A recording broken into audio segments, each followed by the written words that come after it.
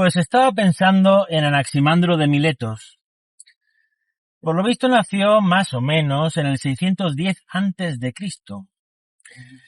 Pues este tipo tenía unas ideas interesantes para su época, creo yo. Bueno, en su época vista desde ahora, para su época en su momento, hombre, fueron interesantes, pero no, supongo que ellos no sabían hasta qué punto podían, 2600 años después, interesarles a alguien.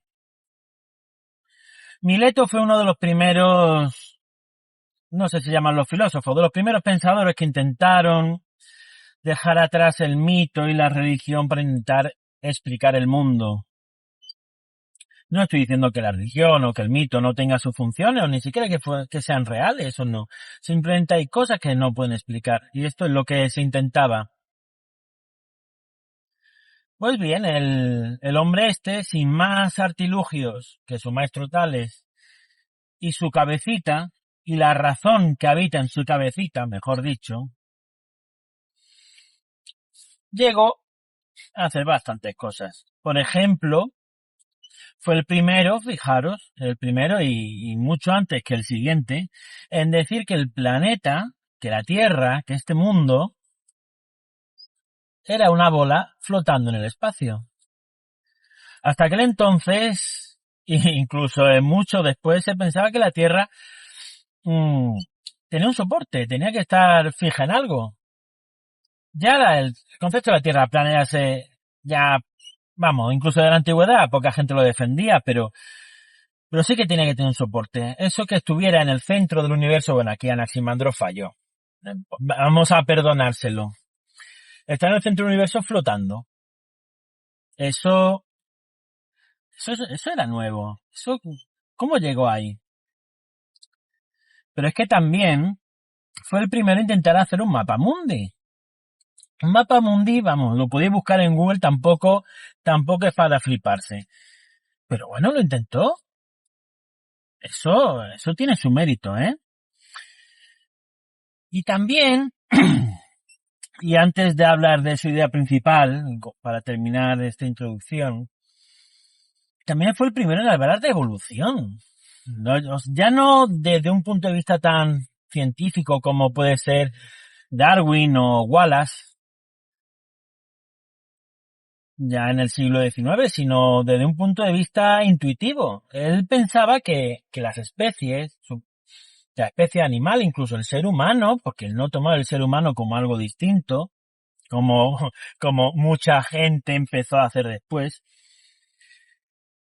es una evolución de otras especies. Viene de otras cosas que han ido cambiando poco a poco. Incluso dijo que venían que surgieron del agua. Fijaros, ¿eh? De lo cual, bueno, no hay que subestimar la razón cuando está bien dirigida. Pues todo esto llega a su idea principal. La idea del apeirón. Él intentaba, con el apeirón, intentar describir el principio de lo material, el principio de este mundo, de qué está hecho, cómo se rige, cómo se ordena, cómo se estructura. Y él inventó o razonó que tenía que ser un apeirón, apera, sin límite en griego. O sea, un sin limitón, le podemos llamar, ¿no? Para no hablar en griego. Pues este sin limitón, este hombre decía, Anaximandro, decía que era como un principio ordenador, un principio que ordenaba y estructuraba el mundo y que era también inicio de él. Todo surgía del apeirón, todo surgía de esta cosa, que no tiene límites, que es infinita, que es eterna, que está en todas partes. Es como se diría, ¿no? Yo no creo en nada, pero algo hay, ¿no? O cuando alguien no es religioso dice el universo le castigará o el universo le recompensará. Pues este concepto de universo, de este universo que ordena, que imparte justicia, este es el apeirón, el sin limitón, como yo le llamo. Pues del apeirón surge toda la materia. Surge, se crea y cuando se destruye vuelve al apeirón, vuelve al uno, vuelve a lo fundamental. Y ese es el ciclo de generación y corrupción de la materia. Incluso también un concepto que me parece muy interesante que es el de la justicia cósmica, que además a muchos sonará, incluso muchos lo usáis, ¿no? Del día a día, como karma, quizás, ¿no? No es exactamente el karma, pero bueno, el karma es un tipo de justicia cósmica. Lo que decía era que de las cosas que surgen, el apeirón toma justicia. ¿Cómo toma justicia? Pues porque cuando la materia, bueno, lo contrapuesto que surge del apeirón, por ejemplo, el frío, el calor, la luz, la noche, lo bueno, lo malo, si queremos verlo, hay que regularlo, porque si no se regula uno de los dos contrapuestos puede sobreponerse a él y producir injusticia.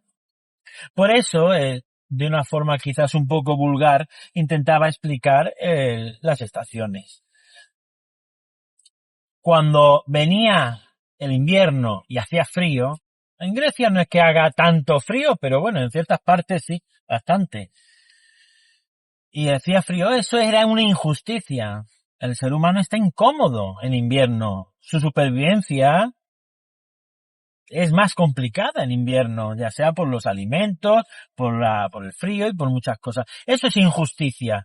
Pues el apirón regulaba y venía la primavera. Pero que después el calor se imponía a su contrapuesto frío, venía el verano, eso es un tipo de injusticia. O como puede ser que a un hijo de la le vayan bien las cosas, pues ya le irán mal. Eso es injusticia. Pero no porque sea un hijo de la, sino porque a nadie le puede ir bien siempre.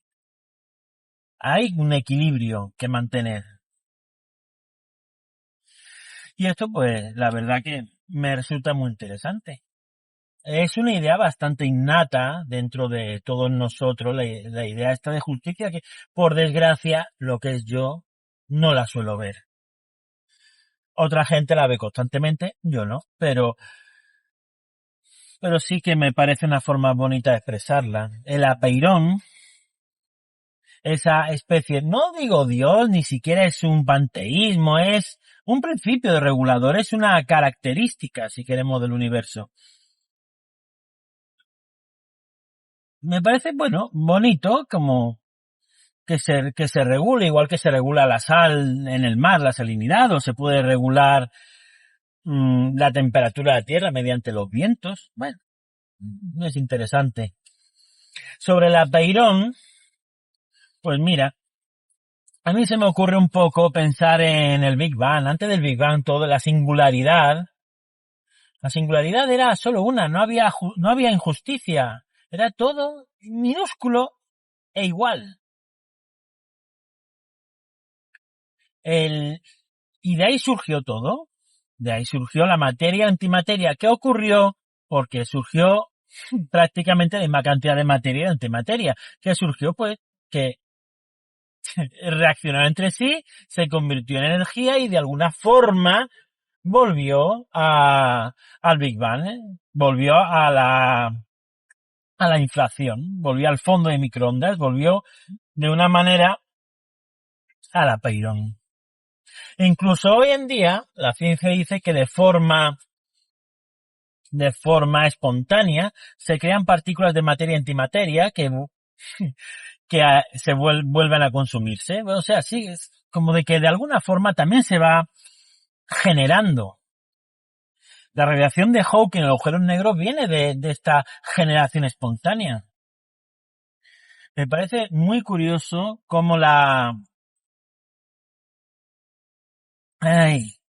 cómo la ciencia moderna se puede comparar a lo que dijo un hombre hace 2600 años.